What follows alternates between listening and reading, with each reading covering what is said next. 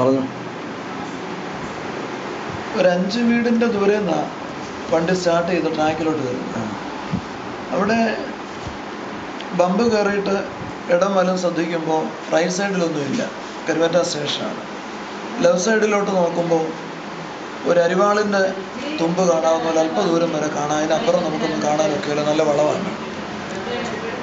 ഒരു 1.5 മീറ്റർ ട്രാക്കിലോട്ട് കയറി കഴിയുമ്പോഴത്തേക്ക് രണ്ടാമത് തല ഉയർത്തുമ്പോൾ ട്രെയിൻ ലെഫ്റ്റ് സൈഡിൽ നിന്ന് കയറി വരുന്നു.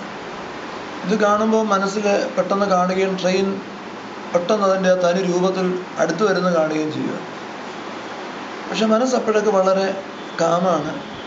ഒരു ഇന്നർ സെയിങ് ആക്സിലേറ്റർ കൊട എന്നൊരു ഫീലിംഗ് ഉണ്ടായി. ഒരു സർവ്വശക്തിയിൽ ആക്സിലേറ്ററിൽ ഒരു ചവിട്ടുചവിട്ട് വണ്ടി മുന്നോട്ട് ബൗൺസ് ചെയ്ത് ബാക്ക് വീൽ വരെ റെയിലിന് പുറത്ത് വരുന്നു. ഈ സമയത്ത് റിയർ ഗ്ലാസ്സിൽ കൂടെ ട്രെയിൻ പാസ് ചെയ്യുന്നതും കാണാം. ആ കാഴ്ചയിൽ തന്നെ ഒരു സ്ഫോടനമാണ്. ബാക്കിൽ ആ ഡിക്കിയുടെ ഭാഗം അടിച്ചു തെറിപ്പിച്ച് വണ്ടി അങ്ങ് പോകുന്നു. വണ്ടി ബൗൺസ് ചെയ്യുന്ന ആ ഫോഴ്സ് കൊണ്ടാവാം മുന്നോട്ട് തെറിച്ച് ഞാനങ്ങ് ഒരു 1-2 വട്ടം ചുറ്റി താഴെ വീഴുന്നത് കുഴിയിലാണ്. അപ്പോഴും മനസ്സ് ശാന്തമാണ്. ഒരു അവ്യക്തതയോ ആശയക്കുഴപ്പമോ ഒന്നും തോന്നുന്നില്ല. പെട്ടെന്നുണ്ടായ ചിന്ത, ഈ പൊടിവെള്ളത്തിനിടയ്ക്ക് ആളുകൾ എന്നെ അന്വേഷിക്കും അല്ലെങ്കിൽ ഓടി നടക്കും എന്നുള്ള തോന്നലിൽ ഓണടിക്കുമ്പോൾ ഓൺ മുഴങ്ങുന്നുണ്ട്. അതുകൊണ്ട് തന്നെ ആളുകൾക്ക് ലൊക്കേറ്റ് ചെയ്യാനെത്തും. മറ്റേ കൈ കൊണ്ട് ഞാൻ ഡോറ് തുറക്കാൻ നോക്കുമ്പോൾ അത് ഒക്കുന്നില്ല. പിന്നെ അവർ പെട്ടെന്ന് ഓടിക്കൂടി എടുക്കുന്നു. അപ്പോഴത്തേക്ക് പിന്നെ എനിക്ക് കാണാൻ മേല, രക്തം കൊണ്ട് ഇങ്ങനെ നമ്മൾ കുളിക്കുമ്പോൾ വെള്ളം ഒഴുകുന്ന പോലെ ഇറങ്ങി കണ്ണങ്ങടഞ്ഞു. പിന്നെ മൂക്കിൻ്റെ വായുടെ അവിടെ നിന്ന് ഇങ്ങനെ വടിച്ച് കളഞ്ഞുകൊണ്ടാണ് പിന്നെ സംസാരിക്കുന്നത്. സർവ്വത്തിനുപരി അവർ തുറന്നെടുക്കുമ്പോൾ അവിടെ ഒരു സാധാരണഗതിയിൽ ഒരു ഓട്ടോ വരാനുള്ള വഴിയില്ല. എന്നെ എടുത്തിട്ടൊരു വണ്ടി വിളിച്ചു വരികയാണെങ്കിൽ ഒരു 15 മിനിറ്റുകളുടെ ലാപ്സ് ആവും. ഒരു പ്രീ പ്ലാൻഡ് ഡ്രാമ പോലെ ദൈവം തമ്പുരാൻ ഒരു ഓട്ടോ അവിടെ വന്നു. അതിൽ പെട്ടെന്ന് കയറ്റി ഹുദായിലേക്ക് പോരുന്നു. എല്ലാ നിമിഷങ്ങൾക്കകം കഴിയുന്നു. ഒരു സമയം നഷ്ടപ്പെടാത്ത ഒരു പരിഗണന, കരുതൽ. ദൈവം തമ്പുരാൻ ഒരു നാടകം ക്രമീകരിച്ച് നമ്മളെ അതിൽ കരുക്കൾ നീക്കുന്ന പോലെ തന്നെ ഒരു ഫീലിംഗ്. അപ്പോഴും മനസ്സ് ശാന്തമാണ്, ഇപ്പോഴും മനസ്സ് ശാന്തമാണ്. വണ്ടി ഇടിച്ചപ്പോൾ എന്തോ തോന്നി? ഒന്നും തോന്നിയില്ല. എന്നാലും ഇടിക്കുമ്പോൾ ഉണ്ടാകുന്നൊരു തോന്നല്, ട്രെയിൻ പാസ് ചെയ്യുന്നത് കാണുന്നു. ഒപ്പം ഒരു നമ്മൾ നാട്ടുഭാഷയിൽ പറഞ്ഞാൽ ഒരു 10-15 അങ്ങോട്ട് ഒരുമിച്ച് പൊട്ടുന്ന ഒരു എക്സ്പ്ലോഷനാണ്. ആ എക്സ്പ്ലോഷനോടൊപ്പം തന്നെ വണ്ടി ഇങ്ങനെ എടുത്ത് എറിഞ്ഞങ്ങ് ചുറ്റുകയാണ്.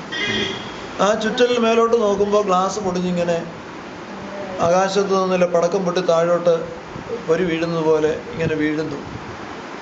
ഒരു സെക്കൻഡ് കൊണ്ട് സ്റ്റാഗ്നൻ്റും ആവും. അപ്പോൾ മനസ്സ് നെയ്തർ ഫ്രാൻറ്റിക് നോട്ട് അഫ്രൈഡ്, നിർവികാര നിസ്സംഗത എന്നൊന്നും പറയാനൊക്കത്തില്ല. ഒരു വാക്കുകൾക്കപ്പുറമായ ഒരു ശാന്തത, ഒരു കാംനെസ് മനസ്സിന്. ആൾക്കാരൊക്കെ ഓടി വന്ന ഈ സംഭവം ഉണ്ടായെന്ന് അറിഞ്ഞപ്പോൾ ആൾക്കാരൊക്കെ ഓടി വന്നു. ആളുകൾ സ്റ്റണ്ടായിപ്പോയി. ആൾക്കാർ കണ്ടോ?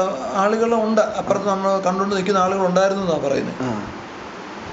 അപ്പോഴും മനസ്സിലുണ്ടായ ചിന്ത, ഇവർ ഈ ചെതറിക്കിടക്കുന്ന വണ്ടിയും പൊടിപടലത്തിനിടയ്ക്ക് ഓടുമല്ലോ, അതുകൊണ്ടാണ് ഓണടിക്കാവുന്നൊരു ചിന്ത. ഓണടിച്ചത് കൊണ്ടാണ് ഞാനിരുന്ന ഭാഗത്തേക്ക് പെട്ടെന്ന് അവർക്ക് വരാനും. ഈ വണ്ടി മുറിഞ്ഞു പോകാൻ തോന്നിയോ നേരത്തെ? ഈ വണ്ടി അതറിയത്തില്ല നമുക്ക്. എന്നെ സംബന്ധിച്ച് എൻ്റെ മുമ്പിലുള്ള ഈ സംഗതികളല്ലേ കാണുന്നുള്ളൂ. എന്തായാലും മനസ്സിലൊരു ഉറപ്പുണ്ട്, ലോസ്റ്റ് സംതിങ്. വണ്ടിയുടെ പുറകൊരു ഭാഗം, അത് എവിടം വരെ എന്തുവാണെന്നൊന്നും അറിയത്തില്ല. പക്ഷെ ഡോറ് തുറക്കാനായിട്ട് ലെഫ്റ്റ് സൈഡിലോട്ട് നോക്കുമ്പോഴാണ് ഈ പിരിച്ചിരിക്കുന്നത് പോലെ ആ സീറ്റും വളഞ്ഞിരിക്കുന്നു. എൻ്റെ ഞാനിരിക്കുന്നിടം മാത്രമേ എനിക്ക് ഫീൽ ചെയ്യുന്നുണ്ട്, കംഫർട്ടബിൾ സിറ്റിംഗ് അപ്പോഴും എനിക്ക് ഫീൽ ചെയ്യുന്നുണ്ട്. അതെന്താണെന്ന് ചോദിച്ചാൽ ഹാൻഡ്സ് ഓഫ് ഗോഡ്, ദൈവത്തിൻ്റെ. സീറ്റ് ബെൽറ്റ് ഇട്ടിട്ടുണ്ടായിരുന്നു ഫസ്റ്റ് ടൈം. ആദ്യമായിട്ടാണ് സീറ്റ് ബെൽറ്റ് ഇടുന്നത് ജീവിതത്തിൽ ആദ്യമായി. സാധാരണ ഞാനിപ്പോൾ അടുത്ത സമയത്ത് എറണാകുളം തിരുവനന്തപുരം ഒക്കെ ഓടുമ്പോഴും അങ്ങനെ സീറ്റ് ബെൽറ്റ് ഉപയോഗിച്ചിട്ടില്ല. കാരണം ആൾറെഡി ഒരു ബെൽറ്റ് ഉണ്ട്, അതിൻ്റെ പുറത്ത് എന്തിനാ ബെൽറ്റ് എന്നുള്ളൊരു ചിന്ത മനസ്സിലുണ്ട്. ഇവിടെ ഞാൻ വണ്ടി സ്റ്റാർട്ട് ചെയ്യുന്നതിന് മുമ്പ് ഗിയറിലോട്ട് വെക്കുന്ന കൈ ചെന്നിരിക്കുന്നത് ഇതിൻ്റെ ബക്കിളിലാണ്. ആ ബുക്കിൽ ചെന്ന് കൈ തട്ടുമ്പോൾ ഇരിക്കട്ടെ എന്ന് പറഞ്ഞുകൊണ്ട് വലിച്ച് ഇതും കിട്ടും. സീറ്റ് ബെൽറ്റ് ഇട്ടതാണ് ഭാഗ്യമായത്. കണിശമായിട്ടും അങ്ങനെ ഒരു ഇല്ലെങ്കിൽ ശരീരത്തിന് കൂടുതൽ ഒലച്ചിൽ ഉണ്ടാകാമായിരുന്നു. ഇപ്പോഴെങ്ങനെ ഇരിക്കുന്ന അവസ്ഥ? എന്തൊക്കെ ചെയ്തു? ആശുപത്രി പോയി? ആശുപത്രിയിൽ പറഞ്ഞാൽ ഉടനെ അവർ ആശുപത്രി കൊണ്ടുവന്നു. ഹോസ്പിറ്റലിൽ വന്നു.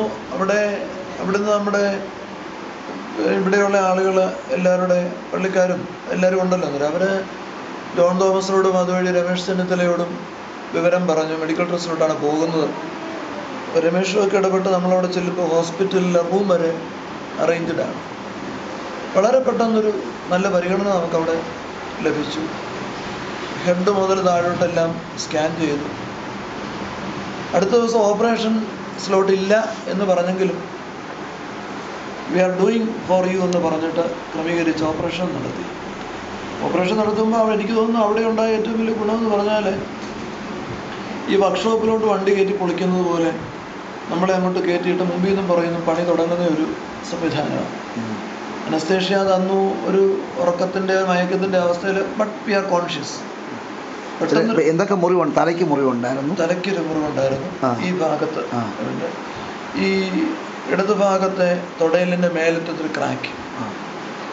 എന്തോ ചെയ്തേക്കുന്നത്? അവിടെ ഒരു ചെറിയ സർജറി ചെയ്ത് നെയിൽ ചെയ്തു, അത് ഉറപ്പിച്ചു. ഇവിടെ ഹെഡിൻ്റെ ഭാഗത്തൊക്കെ പ്ലാസ്റ്റിക് സർജറി നടത്തി.